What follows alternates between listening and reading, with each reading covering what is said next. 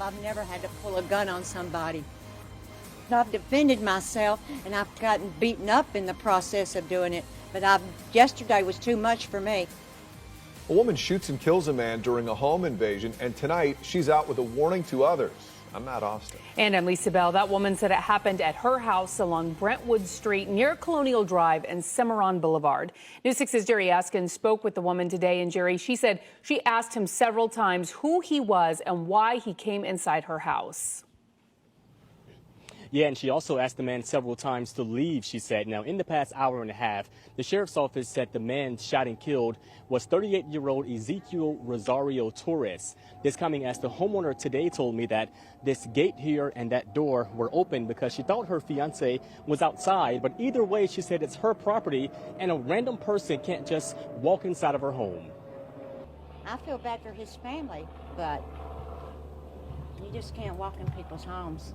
Virginia Morrison said she was forced to open fire to protect herself, her home, and her 79-year-old fiancé Sunday afternoon. Who the hell is this? What's going on here? Who invited you in here? She yelled to her fiancé. Come here, there's a man in our house. And I looked at him and I said, get your gun. What did he want inside your house? Didn't say. He never spoke. She said the man seemed off, and that's when she and her fiancé called 911 after asking him to leave several times. I know these people at 911 can hear me screaming, shoot him, shoot him. But before pulling the trigger, she said she first tried fighting him off using a broom. I'm hitting him in the face with it. He swatted the broom away. Then, I'm getting my damn gun. So I went to my bedroom and got my gun. I went out the back door. And that's when she said she was forced to open fire. Sees me. He starts toward me. I fired a shot above him. Back off, dude, I'll shoot you. He just keeps coming toward me. So I shot him. The Orange County Sheriff's Office said they showed up to find 38-year-old Ezekiel Rosario Torres shot. He was taken to the hospital where he was pronounced dead. Morrison said it hurts knowing that protecting her home had to end in tragedy. I hope God can forgive me for taking a man's life.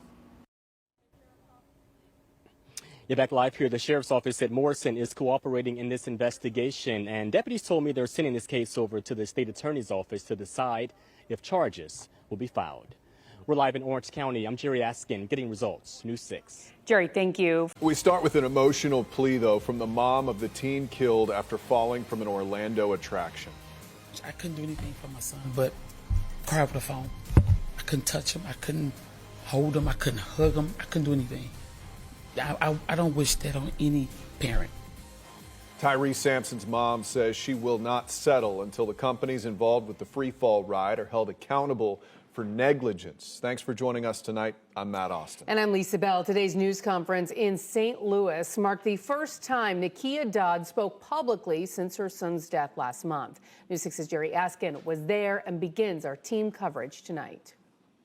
For the first time, Tyree Sampson's mom shared with us her pain, saying that she hopes that her tragedy can bring about change and justice. She spoke here in downtown St. Louis at this hotel, saying she doesn't want any other family to have to experience what she did.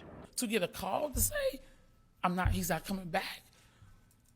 I mean, I'm still like in shock. This is a nightmare. That's an extended nightmare, to be honest. A tearful Nakia Dodd opening up for the first time, now describing her last conversation with her 14-year-old son, Tyree Sampson. She tells me she was able to get one last hug before he left St. Louis for a spring break trip to Orlando last month. He turns around and says, I'll see you Saturday or either Sunday.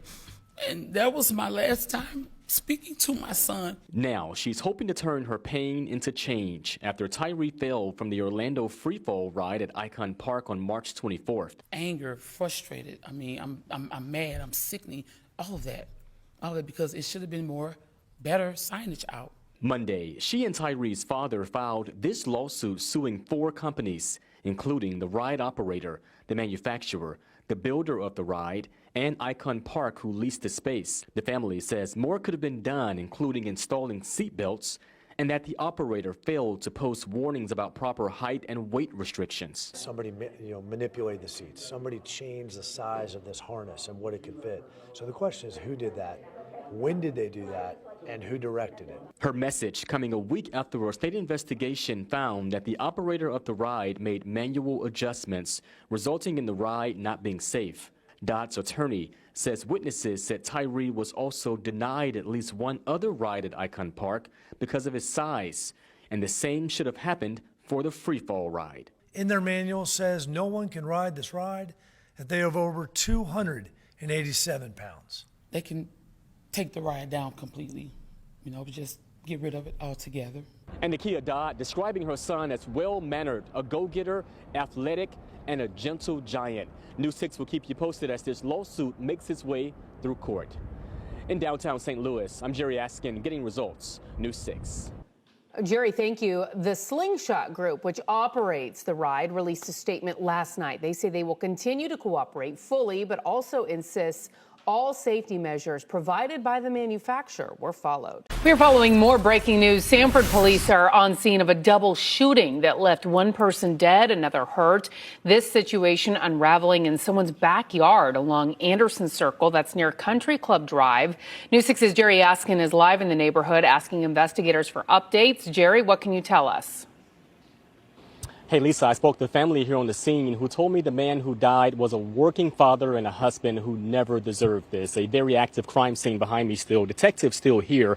I'm asking police more about the shooter and a motive. Now, we shot this video in the past hour. Investigators said two men were shot in a backyard of a home. One man died. A second man was hurt.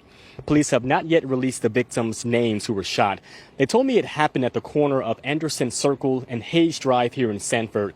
We saw more than a dozen evidence markers outside of a home and lining the street here. According to family on scene, the man who died was shot by another man who was renting a room there following an argument. They told me the two victims who were shot are cousins. Though at this time, Sanford police have not yet released that information or confirmed that, nor released the victims' names. Now, back here live on the scene, we're going to keep asking police more questions, including a possible suspect description and what led up to this shooting. Of course, we'll keep you all posted. We're live here in Sanford and Seminole County. I'm Jerry Askin, getting results, News 6. There's no one among us who's perfect.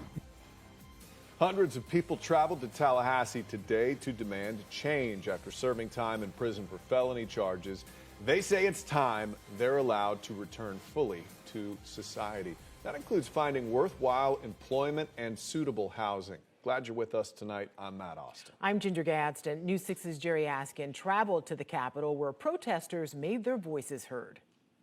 We've heard so many stories here at the state capitol as hundreds of returning citizens and supporters showed up here advocating for more rights. They want lawmakers to hear their voices when it comes to second chance employment, access to housing, and voting. Whose house? Our house. Whose house? Our house. I have qualifications for a job, but I can't get a job for something I did when I was 20 years old. Hector Rivero lives in Orlando and was among the hundreds of people who traveled to Tallahassee demanding more rights for returning citizens. He said he served more than 20 years in prison on several felony charges. I paid my time, but I'm still paying for it. I'm going to pay for the rest of my life. At the age of 15, I lost my voting rights before I had them. Marquise McKenzie said he spent 2 years behind bars for armed robbery and now owns a cleaning business in Orlando. It almost kind of forced me to be an entrepreneur because that was the only path that I was able to find success at. They joined many others Wednesday pushing for the success of three key bills. One bill prohibits licensing boards from denying a qualified person's application solely based on their felony conviction. The landlord liability bill says a landlord can't be held liable for leasing to someone convicted of a crime. And the background screening bill says an employer can't discriminate against someone solely based on their criminal history.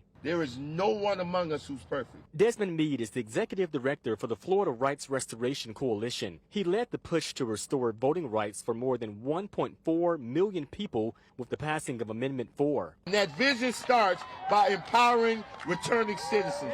Democratic State Senator Randolph Bracey of Orange County has been working to get these bills heard, but he told me it's been slow motion. Many people in Tallahassee don't think that we need to do anything for returning citizens, so it's a constant battle. Our News 6 political analyst Jim Clark explains why he believes these bills are stalled. I think in an election year, they're very controversial. They're sure to have the opposition of various boards. And News 6 will keep you posted on the status of these bills and the push by many for more rights for returning citizens. In Tallahassee, I'm Jerry Askin, getting results, News 6.